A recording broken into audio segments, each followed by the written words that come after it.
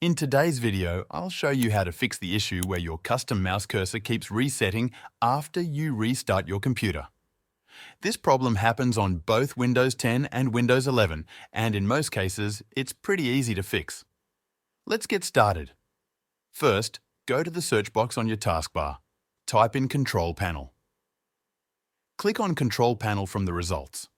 Now, look at the top right corner. You'll see a drop-down next to View By. Click on it and choose Large Icons from the list.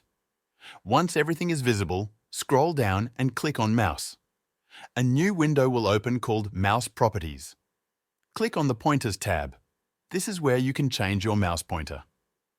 If you already picked a custom cursor, but it keeps going back to default after a reboot, this is what you need to do. Go through and apply your custom cursor changes as you normally would. Once you're happy with how the pointer looks, instead of just clicking OK, click on the Save As button.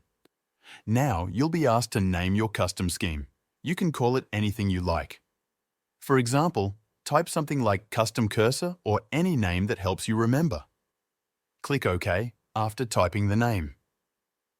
Now your custom cursor settings are saved as a separate scheme.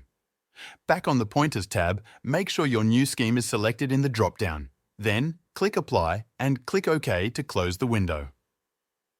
Now, even after restarting your computer, Windows should remember your custom mouse pointer. If you ever want to delete the custom scheme, just come back to the same Pointers tab. Select the custom scheme from the list. Then, click the Delete button. Click Yes to confirm. That's it.